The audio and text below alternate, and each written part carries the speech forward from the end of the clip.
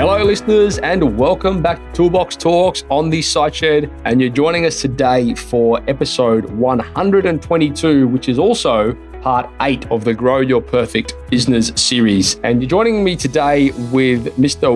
Wiggity Willy Wang, who is talking to us today about marketing. And we've been through a whole bunch of really cool episodes within this series. And today we're getting right into the nitty gritty with marketing. And while we're on that, for all of you guys out there that are looking at investing into some marketing solutions, especially if you're local here in Australia, then it is a very good time to do so, because I'm actually sitting here looking at an article from the Australian government which is talking about a $20,000 instant asset write-off, which basically means, and make no mistake here, I am certainly not an accountant and you will need to consult your accountant about this. However, this article very clearly states that if it costs you less than $20,000, you can immediately deduct the business portion in your 2017 tax return, which of course means that you've only got a handful of days left to go, or that end of financial year is coming up at the end of July. So whether you're looking at investing in a marketing strategy like the Business Accelerator program, which you can find out more about at thesiteshed.com/explode, or if you're just after a website,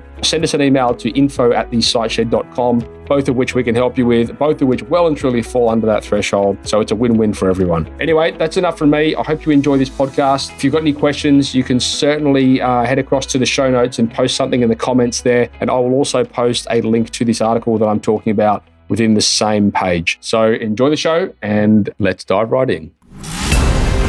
Giving tradies and contractors around the globe the tools to run a modern business. You're listening to Toolbox Talks from the Siteshed. Now here's your host, Matt Jones. Hello, listeners, and welcome back to Toolbox Talks on the Siteshed, where you are joining us today for the 8th part of the Grow Your Perfect Business podcast series, which we're conducting. Man, it's been a bit of a ride. We've been through some pretty interesting topics, I might say. We started off with planning for success, and then we moved into personality profiling, followed by knowing and understanding your customer. Then we moved into how to define your offer. We then went right through to finding the right help. We did a repurposed episode on defining job roles, and the previous episode of the series was called Designing the Right Systems for Your Business. And now that brings us to pretty much the downhill slope of this series. We're talking now about marketing. I've been looking forward to this one because this is something that we are very passionate about here at the Siteshed, and we're looking forward to sharing with you. Today, we are joined by Will. And Will is the in-house marketing guru here, and we've got some pretty cool stuff to run through with you today. So, Will, welcome back to the microphone. Hey, thanks, man. Thanks for having me back. Not a worry. Now, we've been certainly investing pretty heavily in some marketing for ourselves recently, so I thought it was only fitting that we do this podcast together and, I suppose, talk about some of the pros and cons, what people should look out for, different types of marketing, how to be marketable. Just, I suppose, there's a bit of a myth out there, isn't there, Will, with, all this marketing, I suppose, courses and all the different things you can invest in. But, at the end of the day, it's really important that I think people understand what the difference is between the different avenues, and then, where they would be better off best spending, their money if they need to, or their time at least, into, what vehicle is going to work best for them. So. Yeah, exactly right. And look, myth is actually a very PG word. There's a lot of smoke and mirrors and a lot of BS out there. So hopefully we'll be able to break all of that down, and and everyone listening will get a really good idea, really clear idea of the types of marketing they need in their business and what would work for them and what wouldn't.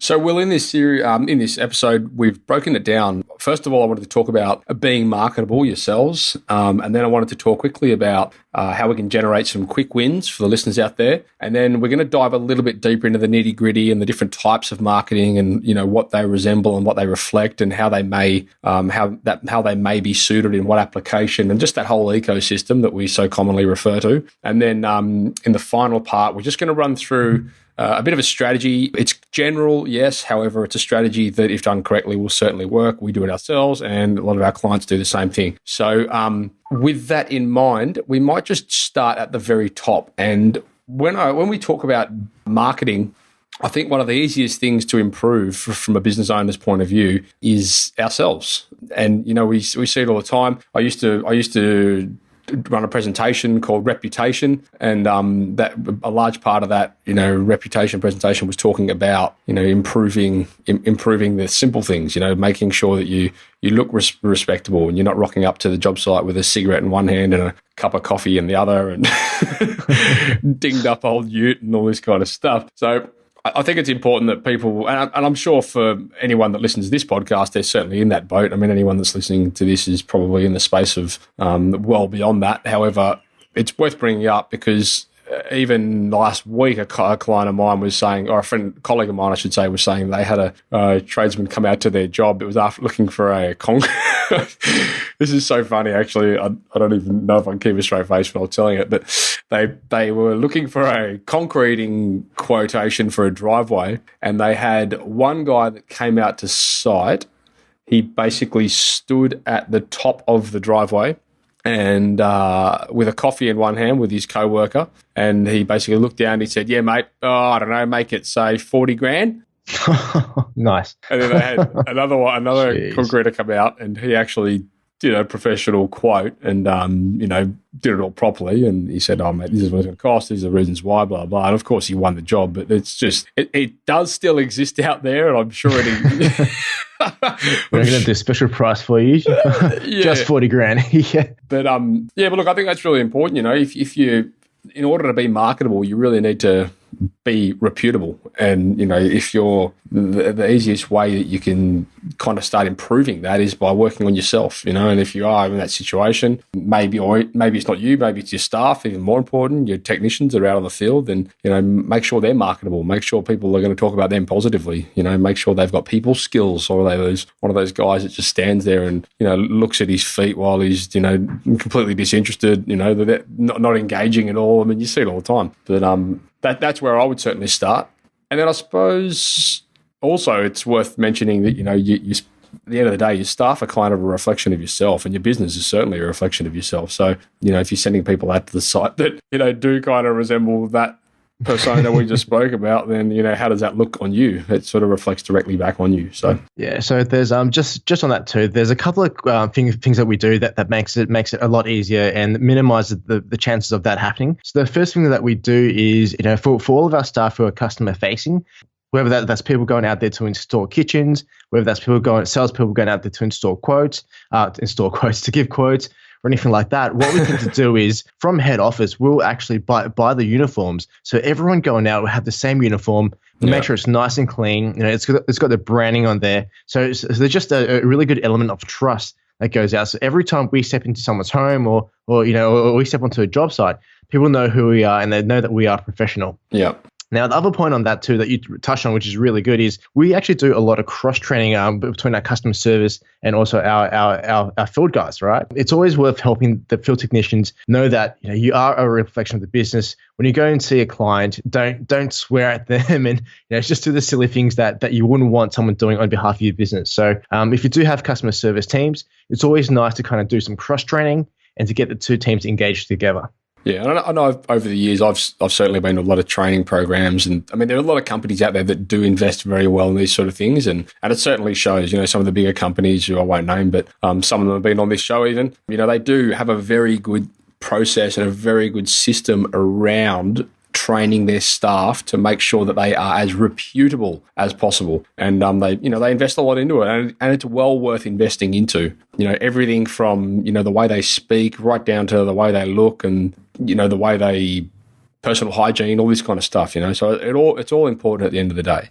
I think as well, when we're talking being marketable, it's important that you are in the space of being, you want to be in an engaging sort of position. So you want to be in a situation where your customers are looking forward to hearing from you, because you can engage them in conversation and you can educate them along the way. And I think that's very important. A lot of people, I see a lot of companies, and this is not even industry specific, this is pretty general across the board in a lot of businesses, they're so focused on trying to sell that they forget about adding value. And, I think that's a paradigm that sometimes we all need to overcome at some point in order to best reflect, not so much, I suppose, the product that we're delivering, but certainly the type of company that you are. I mean, yes, of course, at the end of the day, you are there to deliver a product, but are you the type of person that's going to be constantly forcing sales down to people's throats? Or are you going to be the type of person that wants to earn their trust, earn their sales by adding value to them and, basically keeping them engaged? So did you want to add anything to that, Will?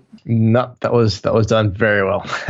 Cool. Okay, so we'll jump out of there now and we'll move into some quick win strategies. Now, this is something that I suppose we have been implementing as part of this program that we've been, the Business Accelerator program that we've been running. The second module is actually called Quick Wins, and we talk about a few of these strategies here. So, Will, do you want to jump in here?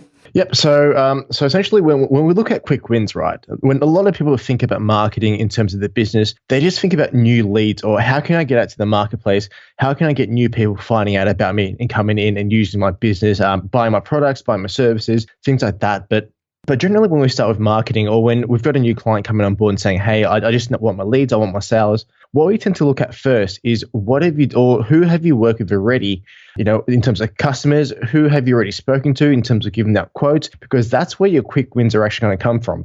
Yeah. So studies actually show that, and by the way, these numbers can fluctuate depending on what studies you read, but people have said that you're 7 times more likely or up to 20 times more likely between 7 and 20 to sell to an existing customer or someone who's dealt with you before than sell to someone who's brand new and who's just heard of your business. So that being said, what we like to do in terms of quick wins is we like to re-engage with existing customers. So especially if your business is seasonal, if you do lawn mowing, if you have some kind of service business, we just like to engage with people and talk to them, more than once, more than when you just do the job, right? Because chances are there's going to be other times or other people they know who could use your services. Yeah. It's crazy how many people, come to us looking for people that are coming to us. They're saying, hey, listen, I need more leads. I need more work. And then you look at the asset that they've got and the database that they've already built and the customers that have already purchased for them in the past. And if you were to putting together a strategy which re-engages those existing customers is so much more powerful because like you said, statistically you're 7 or 8 times more likely to retain a client than to get a new one. And that has a lot of serendipities that also cut straight into the bank account, because if you're saving 8 times or 1/8, even 1/8, 1/10, 1/7, whatever it is on your marketing cost in order with what you're spending on to generate a new lead, if you don't need to spend that, then that's a good thing. And the other hurdle that you've already overcome is you've already got your foot in the door. Like you've already qualified these people. They know you, they like you. Hopefully they like you, they trust you. But that's one obstacle you don't have to overcome. So keeping your customers engaged and retained is very important. And then we'll talk a little bit later about how we can retain them a little bit more. Yeah. It's one of the reasons, well, why I rave on so much about, your database and generating a database and generating a list, keeping those customer records together, whether it's in a CRM or whether it's in job management programs or, project management programs or whatever it may be. It's really important that you guys get in that space of collecting and collating that data and keeping everything together there, because communicating with that database is paramount, is absolutely paramount. And when we talk about, lead generation, and we'll get to a little bit probably at the bottom there, we talk about strategy and we're talking a little bit more about nurturing and things like that. You want to make sure that, you're generating new work, of course, but then you also want to make sure that you really are nurturing that list of existing customers that you've already got and making sure they're taken care of the best you possibly can. So anyway, that's pretty much quick wins. What else did you have in mind there, Will, for quick wins? No, I think you pretty much covered it. Look, I was just going to mention the list, but I think you've done, you kind of covered it too. Now, guys, if you've ever hung out with anyone in marketing, especially internet marketing, they probably would have told you that the gold is in the list. So however you can do it, try and start building up that customer list, that list of leads, because that absolutely is gold and it's going to give you a lot of quick wins into your business.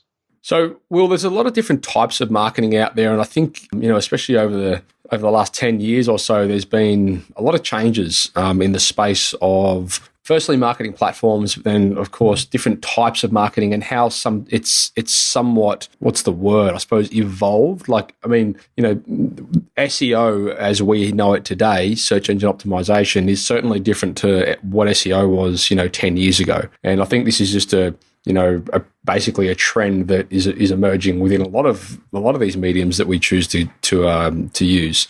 So I wanted to talk a little bit about that, and I wanted to talk a little bit about the different types of marketing, just so people out there, if they're not completely sure about what they are, then we can give them a bit of an overview, and then maybe after we can maybe give them an indication of where they might want to use those different types of marketing for whatever type of business or service, etc. they might be in. So when we talk content marketing, now content marketing is an extremely broad term. So just hang on one sec there, Matty.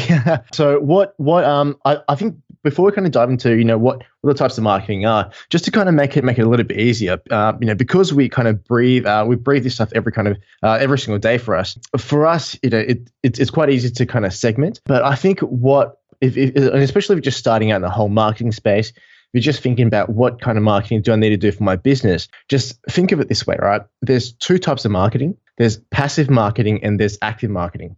So what passive marketing is, it's things like SEO, it's things like creating blog posts, it's things like creating videos, and just waiting for people to kind of find you and to come into your business. Whereas the other side of it, there's active marketing, which is something that we actually like a lot more. And active marketing is, how can I get results within the next day, and how can I get control over my results? So I know that if I take this one action today, I'm going to get this reaction or this kind of result tomorrow. Mm-hmm. Okay. Well, I mean, I suppose, again, it will vary on the business. I'm a big fan of, and I'm a big believer of, there's no right or wrong with this kind of stuff. I think they all have their pros and cons. And I mean, obviously, when we do deal a lot with paid marketing, which is active marketing these days. However, when in considering the ecosystem, I think it's very important that both passive marketing and active marketing are considered. And even to the point where we go back and look at, say, for example, your website, like your website, you would, at the end of the day, I suppose, consider that as to a degree, a passive marketing avenue.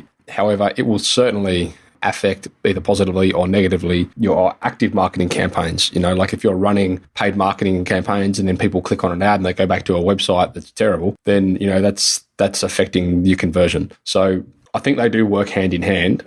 And I think it's important that people understand that. And so what I really want to do is go through, I suppose, with this section here of this podcast and just talk about maybe some of the different types of what you might consider active and maybe passive income. Passive income is always good.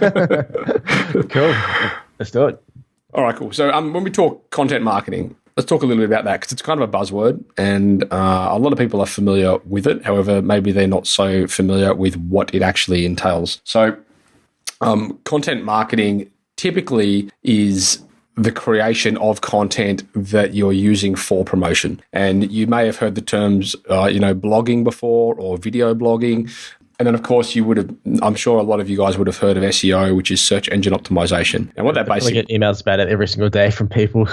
Yeah, that's right. Selling services. Yeah, exactly. And so when you're talking content marketing and when we're talking SEO, there's different levels of SEO, which is why I haven't given it its own title, because over the years, it's certainly morphed into a lot of things. Like you can search engine optimize a video these days, and you can search engine optimize a whole bunch of different things that back in the day, it wasn't really categorized in that area. So I've really thrown it underneath content marketing because, when you're creating content in general, regardless of what it is, I think it's important that you are taking on the principles that the search engines are looking for. And when I say that, I don't mean that you should be creating content purely for the purpose of the search engines. Whenever you're creating content, it should be for the benefit of the reader or for the consumer. However, applying search engine principles is an absolute no-brainer, and you should be doing that regardless. So whether you're creating a video on YouTube, you should be optimizing that. And there's tools in there that enable you to do it. If you're creating a new web page on your website, you should be optimizing that page for the search engines. And there's tools that enable you to do that as well. And if you're creating a blog, once again, you should be creating the blog because it's something that people actually want to read about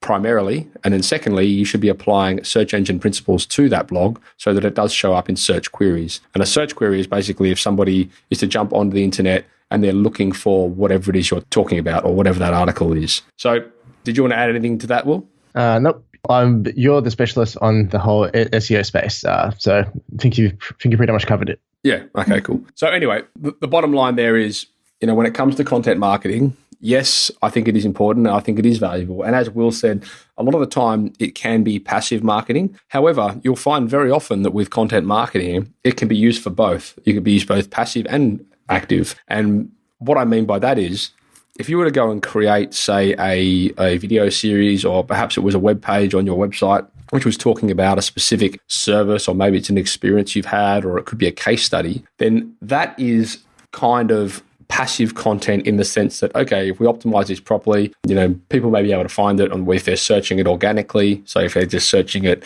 not through a paid ad, they may come across it. However, where it becomes really powerful is if you've got a very well created article or page on your website, you can actually start driving active marketing campaigns towards that page as well. So now you're ticking two boxes. So an example might be, you could have a brilliant case study on, say, a home renovation that you did in your suburb as a builder, and then you can start running a Facebook ad to people that are also looking for home renovations in that same area.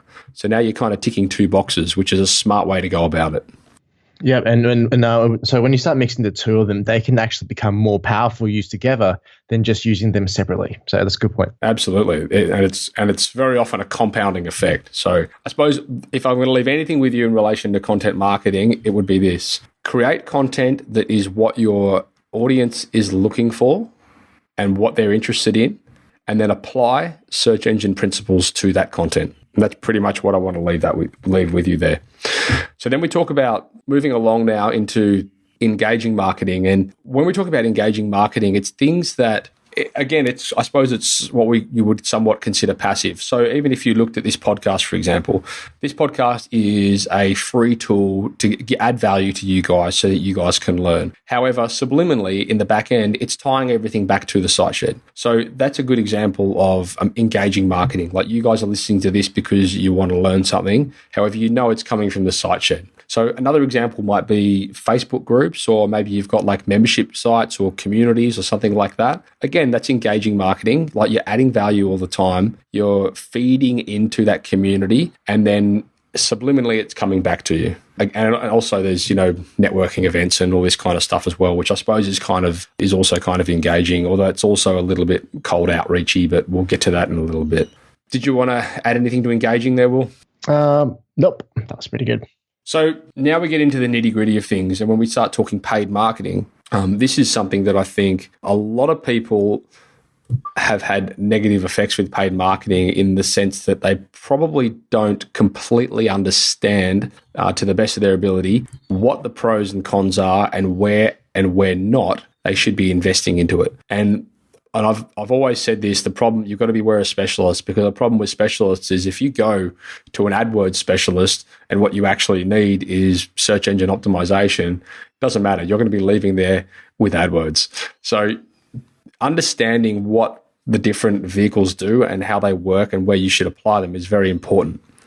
So, Will, I want you to have a talk about, or give us your experience, I suppose, with search engine marketing, or what's commonly known as pay-per-click. A lot of people would be familiar with, and just maybe talk a little bit about how that works. Yeah, awesome. This is my time to shine.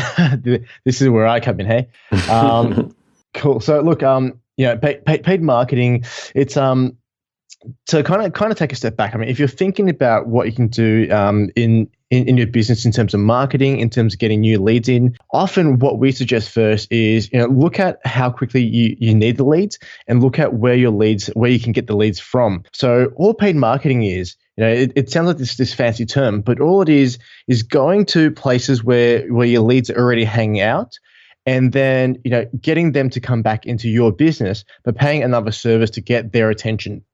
Cool. So with paid marketing, there's two pretty big platforms that you guys would have heard of. The first one is Google, and the second one is Facebook. Now, there's a million different platforms here, and the purpose of this podcast, it's not to teach you, how to use all of these platforms, not to teach you the nitty gritty of that, but just to kind of, to show you what's available out there.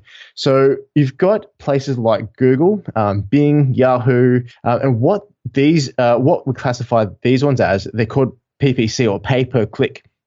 And it's people who are already going to these platforms and typing in terms like, I'm in Sydney and I'm looking for a plumber. So Sydney plumber into Google, or, I'm looking for a builder in Brisbane. So I'll type in Brisbane builder. And the PPC area is where people are already searching for you. They're already actively knowing that they need your services, and you're going on there and saying, hey, why don't you guys check out my business? Why don't you check out my services, because we can help you. And so what happens in that scenario? Like, let's talk the listeners through the process if they're not familiar with pay-per-click. Yep. So what normally happens is someone becomes aware that they've got an issue. They go into Google and try to find someone to help them with it. And then they'll see an ad that's up on there. So every time they click on that ad, the company who's advertising pays some sort of money to Google. Now, what Google then do is the person that was on the Google page now gets moved over to where the advertisers want them to go. So normally what happens is people who click on the ads get moved over to someone's website or homepage on someone's website, which, it's the wrong way of doing it, but we're going to break down a strategy to get it working more efficiently.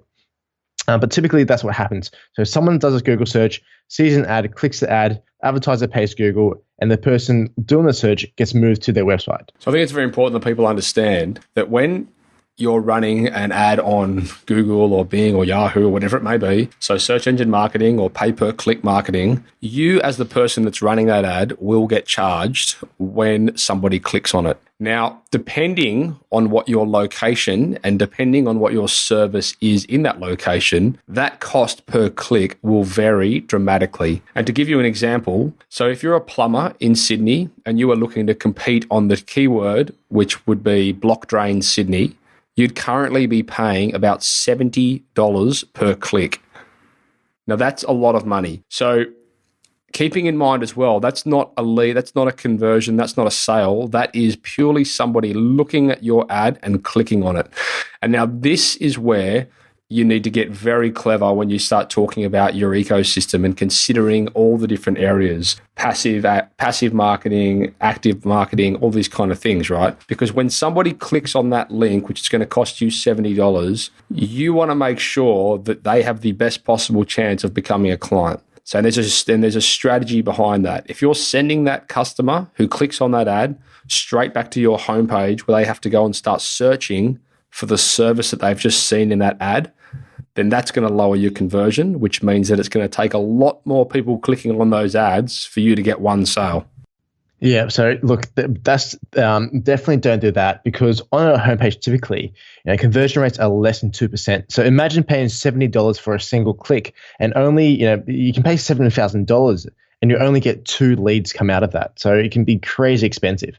There was a client I was working with as well who was a kitchen builder based in the US, and he had spent $25,000 on trying to get leads from Google, and he hadn't got a single lead just because he had the strategy set up completely wrong. Yeah. So, there's massive horror stories in the market about this, but if you're going to do something, based on Google or whatever platform it is, just make sure that you've got a strategy of turning the clicks into leads and then turning the leads into customers. Yeah, it's very important. Well said.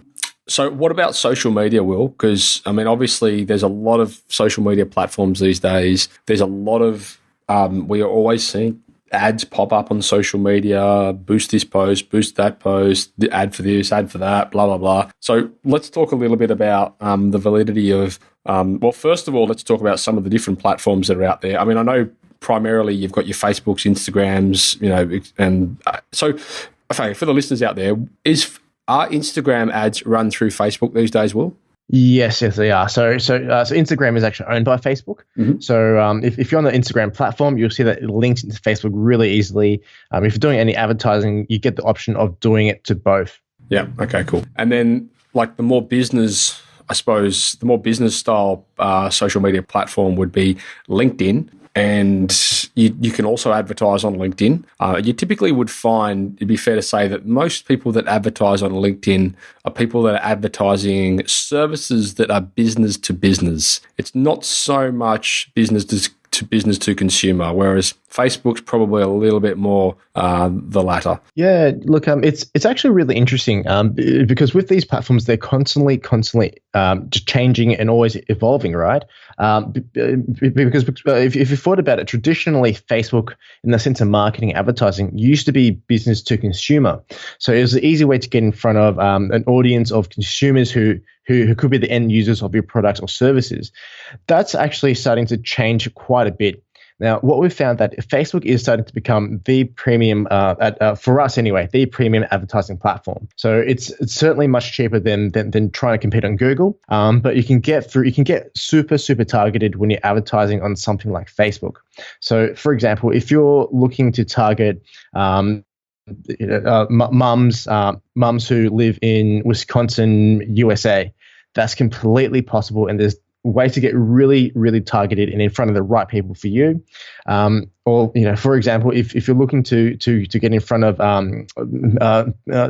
pensioners in Melbourne, definitely all possible for Facebook. So it's one of those up and coming platforms that's working for both business to business and also business to consumer. Okay, cool. So I suppose both those examples then were slightly more business to consumer. How does Facebook now accommodate for the business to business I suppose targeting? Yeah, well, look, with 13 billion people around the world using Facebook every single month, you have to think of it, because people who run businesses, at the end of the day, they're still people. They've still got friends, they've still got networks, and chances are they're also on Facebook. Okay. So advertising on the Facebook platform, it's super easy to switch to B2B, because all you do is target by different interests. So if you're targeting B2C, you might just target by area and age. If you're targeting B2B, you might have interest targeting of people who like magazines, who like business magazines, right? You might say, hey, Facebook, get me in front of people in my area who like my local networking chamber, or who like this business website. Mm-hmm. So it all comes back to how you're targeting based on interest. But if you do it correctly, it's super powerful for both for both sides of the equation. Okay, and I'm curious as well. So obviously, a lot of the listeners out there are service-based operators. So they may do things like maintenance, plumbing, or perhaps they're emergency electrician, or lawn care, or whatever it is. So if somebody, say the end consumer, has an issue with their plumbing, are they likely to jump on the internet, get onto Facebook, and look for a block drain supplier, or are they likely to jump into Google and look for a block drain supplier? Now, so here's the thing, right? They're more likely, if someone's got an emergency issue that they need to get sorted out straight away, they're actually more likely to be searching for you on something like Google. Right. So that's where it comes through, and you build a strategy around Google to try and minimize the amount you're paying for every click. And then, from the clicks, try to get them through to being a customer. Mm-hmm. So definitely they'll be going to Google first. Now, on Facebook, what you can also do, though, is so people might have a lot of niggling issues that they've got that they want to get sorted out, but it's just not it's not an urgent issue, but it is in the back of their minds. Mm-hmm. So this is where Facebook really comes into it, because you can put a message out there on Facebook saying, hey, is your drain playing up? Have you had issues with your drain for the past few months, and you've just been waiting for the right time, or just been waiting for the right paycheck to do something about it? Yeah, well, right. I've got this business, right? And we've got this offer to get that service done for you. Why don't you click through here and check it out? Gotcha. And so really where social media's power is when it comes to marketing, it's more about making people aware that you exist. So in the instance when they do have an emergency pop up, you're fresh in their mind. Would that be fair to say?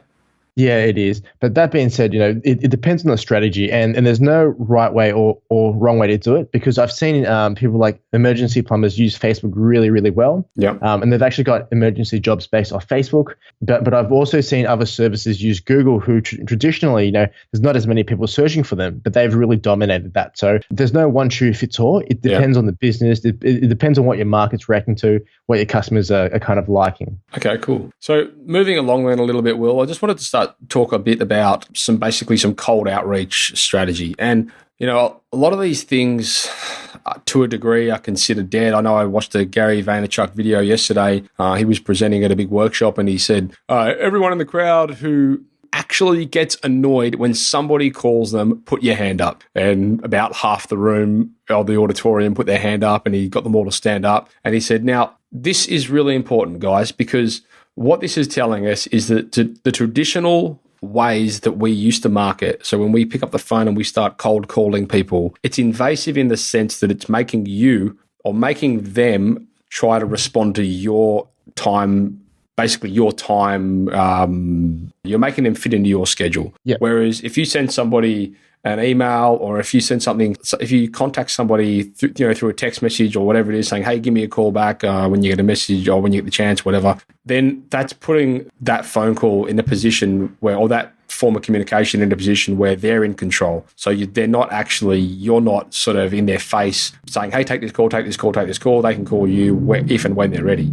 So I think cold outreach has changed a lot over the years. And I know I'd like to hear your experience on this, because I know it's something you do very, very well, especially from the email point of view. And I'd love to hear what your thoughts are on that. Yeah, sure. So look, complete caveat here, and to be honest, before you guys listening, cold email is still a really big driver for our business, and we use it day in, day out, but we do it very differently to how most people in the market are doing it. But before I dive into that, you're completely right about the cold calls. It's one of the things where people are kind of getting more used to being on emails, and people are just getting smashed for time.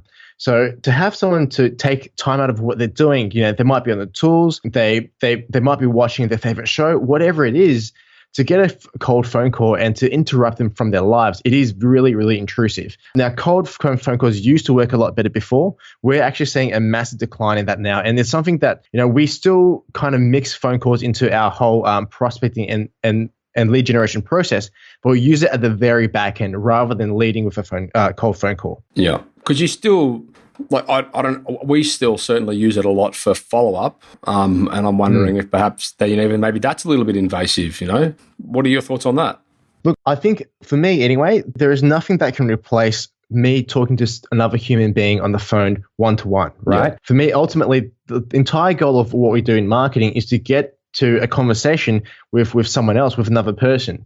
So the phone is still definitely very powerful. But what I'm finding now is that it works a lot better if you get someone's permission to talk to them on the phone. If someone acknowledges you and acknowledges that they want to have a conversation with you, well, then that isn't a very effective phone call. Rather than you trying to be intrusive and to beat the door down and just get in the face of a phone.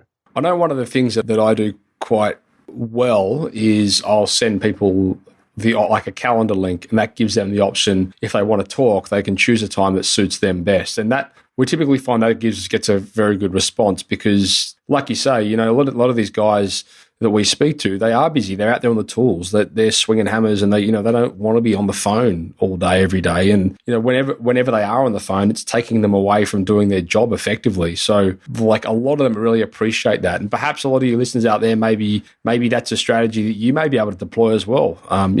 Sharing a calendar link with somebody and enabling them to get back in time, get back in touch with you at a time that suits both of you. Because the good thing about a lot of these scheduling programs is you can allocate certain times throughout the day, or a series of days, or a week, or whatever it is, that where you want to take phone calls. So if people do want to speak to you, then they can book in a time to talk to you. And an example might be if they want to talk to you about like a building quote or something substantial, like that typically is not going to be a 2 to 3 minute phone call. Like, that's quite an in-depth conversation, and you're going to have to get quite detailed in that call. So it's not something you want to do while you're halfway up a ladder with, a cordless drill in one hand and hammer hanging out of your tool belt. So maybe that's something that you guys could potentially try as well. Anything else on that one, Will? Nope. We can touch on emails quickly. Yes. Yep. So with emails, what you find now, and especially for you guys that might be more business to business, this would probably apply to you a lot more.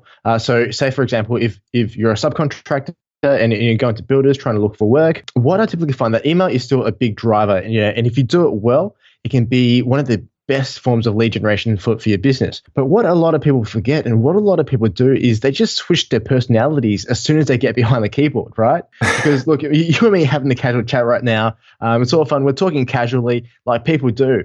But as soon as they write an email, it's like, "Dear sir, I am so-and-so from so-and-so company."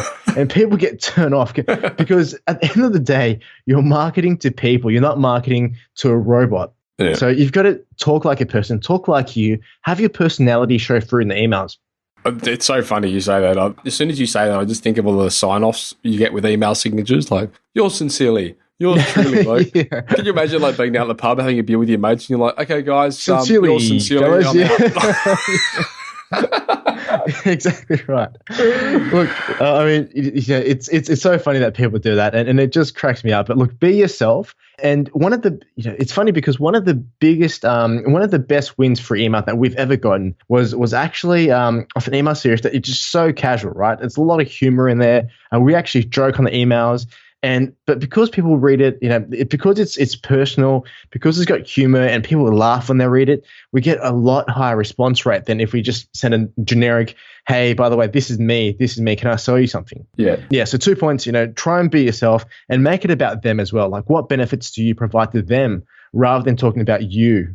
Yeah, I think that's very important. And if you want a prime example of that, not to plug ourselves, but if you are a member of, if you sign up to the Toolbox Talks at the site shed, you'll see the emails that come out. Like, there's no doubt that it's written by us, probably because there's spelling mistakes all the way through it. But that's not really the point. Like, people enjoy hearing from from you. It's not, doesn't have to be, like Will said, you don't want to be hearing from a robot. It's not like to whom it may concern. Like, no one freaking speaks like that. Dear sir/madam. Yeah, exactly. Anyway, no, that's a good point. So, well, why don't we move along now to a bit of a strategy for the listeners out there. We're getting towards the end of this podcast, and I just want to leave the guys with something that they can, a bit of a framework, I suppose, if nothing else. Perfect. So far away. Cool. Well, why don't we do this? Why don't we pretend like we're actually going through a strategy session with a client? And I think that'll be much more value because so we can paint a picture with that, right? Yeah. So give me an industry or give me some kind of business that we can use as an example. Let's do one of our recent clients who's a landscaper or landscaper, gardening and that sort of. Yep, perfect. So if I was a gardener, and gardening is very seasonal as well. So from experience, what we've done with some of our landscaping clients is we've put an offer out there, and especially in the slower months like winter, what you can do is you can put an offer out to the market, and you can say to the market, hey, we want to help you save your weekends, so you don't have to be using a lawnmower or anything like that. Why don't you go enjoy your weekend and let us do your lawn for you? By the way, because it's winter, we're going to give you 20% off our normal pricing. So what that is the first step is you're going out there, you're engaging with them, and you're offering them something that they might be already thinking about, right? And in marketing terms, what we call that is that's sometimes called a lead magnet. When you're talking to marketers, they might call that a lead magnet or some way of attracting leads to you. Mm-hmm. So then what your leads are doing is as they're going through somewhere like Facebook, for instance, they're probably at work scrolling through their feed and going and seeing your ad and going, oh yeah, my lawns are actually a bit messy. And I've got something on this Saturday. So, do I push the lawn back another week and get my husband or wife on my back about it? Or maybe I can get you guys in there and pay you just a little bit of money. You've got an offer on there as well. Why don't I get you guys in there to see how you are, to see how you go?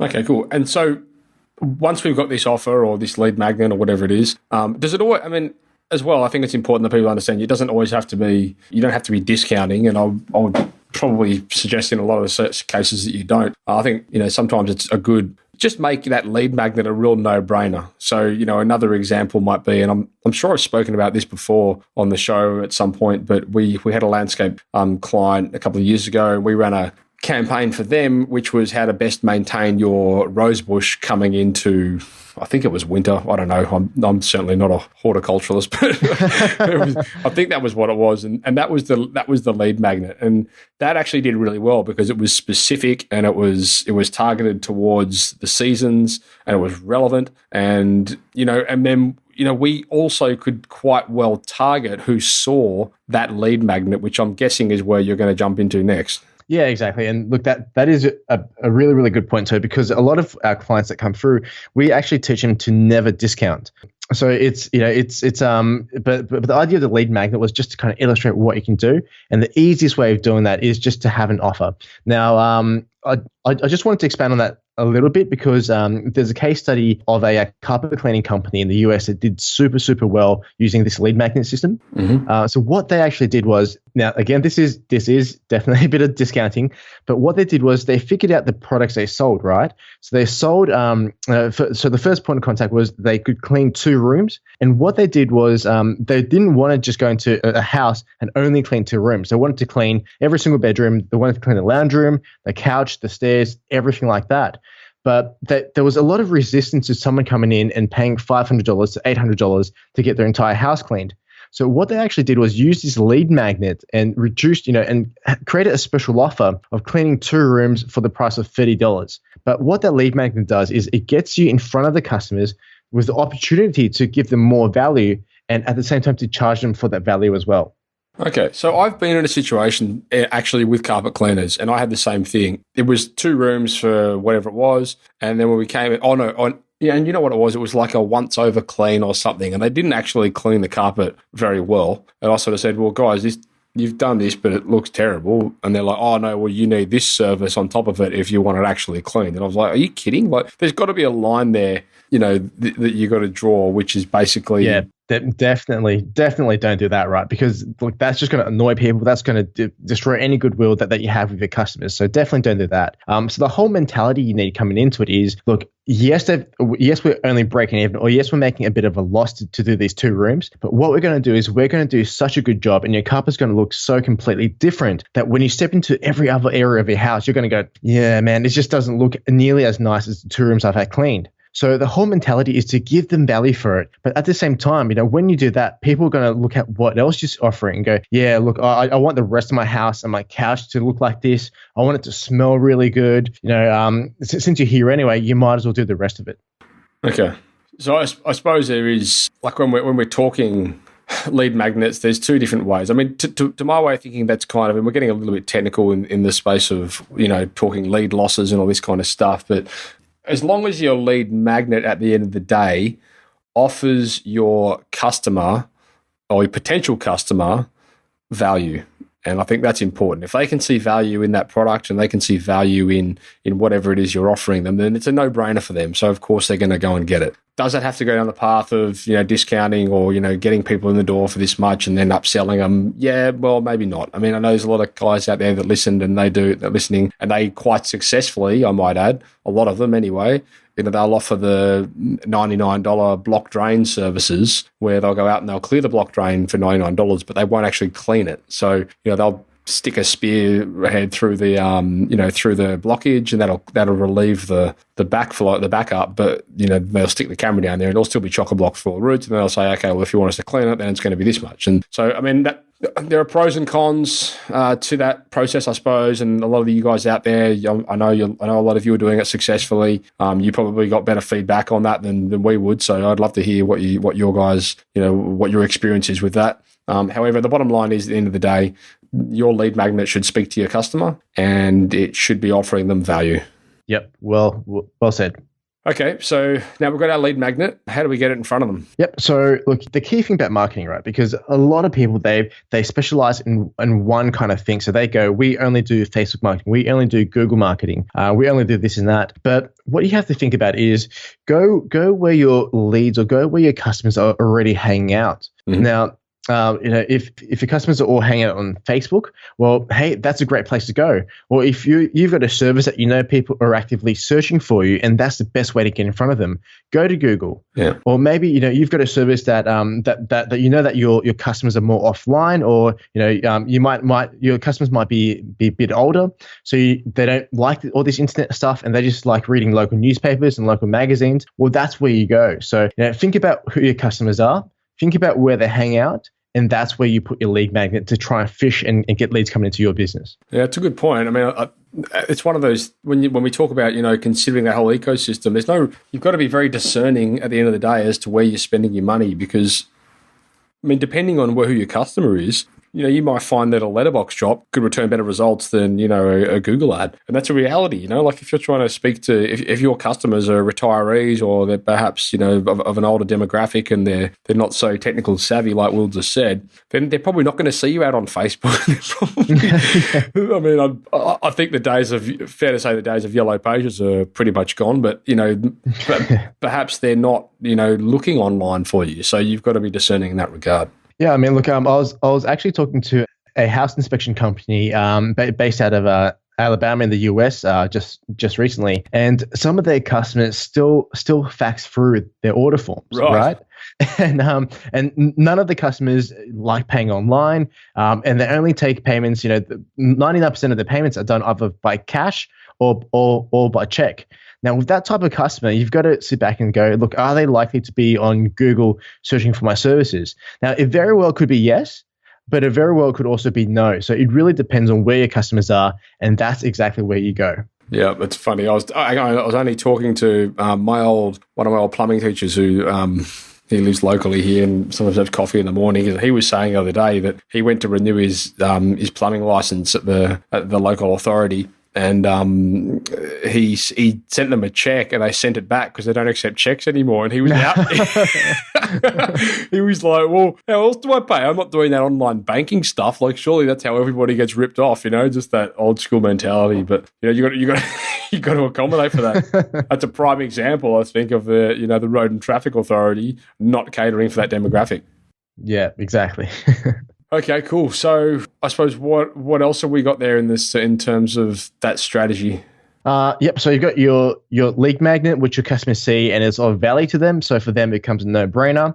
Because they're interested in that, they're going to come back to your business. So whether that's a phone call to you, whether that's someone sending you the information via an email, whatever it is, have some way for them to turn into a lead. Because up until this point, we talk about leads, but they're not even a lead yet. They're just someone who's seen your business, right? So they're just a set of eyeballs who've seen what you do, who's seen some kind of lead magnet or some kind of offer from you, and they're kind of interested. So once they do, you've got to figure out how do these people become, or how do they want to become a lead, and give them that option. Mm-hmm. So what happens then is, you need a sales process off the back of that.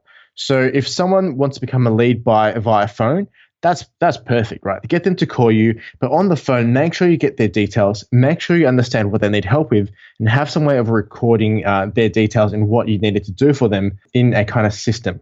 Yep. And then look, and then once that's done, you should have a sales process in place, or if not, you should have at the very least some idea of what packages you want to sell to them, and just go through your normal sales process. Okay, cool. Well, look, I think that's a pretty good framework, and I think that pretty much ties up this episode, unless there's anything else you wanted to add there. There's where do we stop? We can do a million episodes on this and still have enough to talk about. But look, I think just the takeaway is don't let all this kind of stuff confuse you, because at the end of the day, right, when we're talking about marketing, all we're doing is getting your services in front of people who want what you do, and connecting with them person to person and telling them about your business and your services and how you can help them, and then making them an offer so they can come into your business and use you. Gotcha.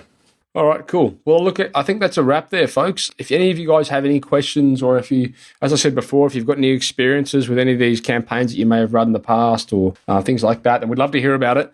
You can head across to thesiteshed.com and you'll find this post here where you can add comments in the comment section below, or even better, you can head across to iTunes and you can leave us a review in iTunes there. We'd love to hear from you guys, and if you do leave a review, we will most certainly read it out in the upcoming episode. But apart from that, I think that's a wrap. So if you've got any questions or anything related to marketing, feel free, you can email us in at info@thesiteshed.com and we will happily come back to you. We are also on the verge of releasing our naked marketing segment, which is where we, Will and I, basically look at a sexy. Yeah. Naked marketing on the Site Shed. Naked marketing with the Site Shed. And basically in that segment, we take a business, we have a look at what they're doing, and then we analyze it, give some feedback, and help them optimize that. That is open to any of you guys that leave us a lovely 5-star review on iTunes. So anyone that does that, go right ahead and we can reach out to you, and then we can get you guys on the show and maybe optimize what you guys are doing a little bit there. So, Will, thanks once again for joining us. Listeners, I hope you got something out of that. Awesome. Thanks for having me. Always fun. Yep, always fun. And that, my friends, is a wrap. Thank you for listening to another episode of Toolbox Talks. If you're liking what you hear, then you can head across to the siteshed.com where you can join our community by signing up to our Toolbox Talks. You'll get sent a weekly notification, which is basically a highlight of everything that we've spoken about during that week, along with any other industry news that may be relevant or specific to the trades. If you're enjoying the show, you can head across to iTunes, Stitcher, or SoundCloud, where you can leave us a review. That would be fantastic, and all the reviews get read out in the show. Likewise, if you have any friends or colleagues that you think would benefit from the show and the episodes that we create, then please go ahead and share it with them.